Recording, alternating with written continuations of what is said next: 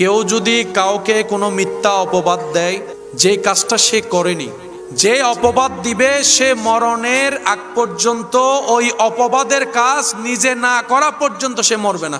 আমি যদি কাউকে অপবাদ দিই অমুক ব্যক্তি চুরি করেছে, কিন্তু তিনি চুরি করে, আল্লাহ আমার জীবনে এমন কাহিনী সাজাই দিবেন, জীবনে মরার আগে আমাকে চোর হতে হবে, চুরি করতে হবে, চুরি না করা পর্যন্ত আমার মরণ হবে না।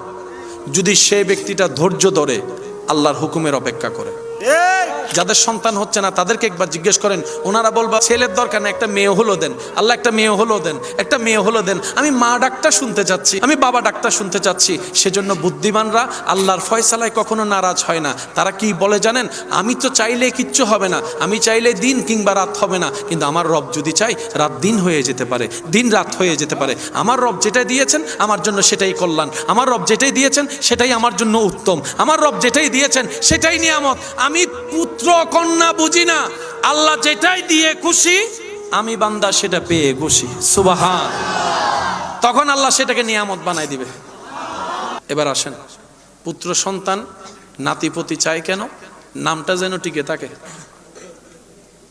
বংশের নাম বলেন, বংশের নামটা যেন টিকে, এটা আমাদের ধারণা, আসলে কিন্তু এটা টিকে থাকে না। সেজন্য পুত্র সন্তান খুঁজবেন না, কন্যা সন্তান খুঁজবেন না, আল্লাহকে বলবেন আল্লাহ নেককার একটা সন্তান দাও, যে সন্তানের কারণে হাসরের ময়দান আমরা মা বাবা ইজ্জতওয়ালা হব।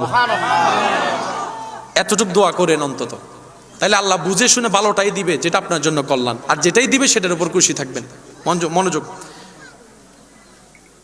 আমরা পরবর্তী প্রজন্মের কাছে নিজের নাম টিকানোর জন্য অনেক কিছুই করি, কিন্তু আপনি একটু চোখ বন্ধ করে আল্লাহর ওলিদের জীবনী দেখেন, ওনাদের বংশধর নাই, কিন্তু নাম এখনো বড় আকারে নাম।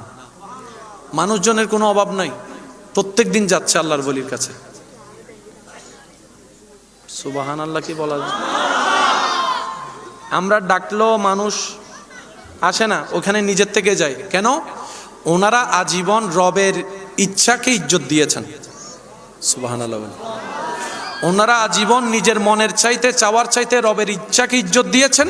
রব্বুল আলামিন ওনাদের অবর্তমানেও কিয়ামত পর্যন্ত মানুষের অন্তরে ওনাদের জন্য ইজ্জতের ব্যবস্থা করে দিয়েছেন। সুবহান। মেইন বেস রবের দয়া। রবের দয়া যার কাছে ইজ্জত তার কাছে, রবের দয়া যার কাছে রহমত তার কাছে, রবের দয়া যার কাছে শান্তি তার কাছে, রবের দয়া যার কাছে প্রশান্তি তার কাছে, রবের দয়া যার কাছে ঘরে শান্তি তার কাছে, রবের দয়া রবের দয়া যার কাছে হয়ে যায়, মৃত্যুটাও তার জন্য শান্তির হয়ে যায়, কবরটা অলৌকিত হয়ে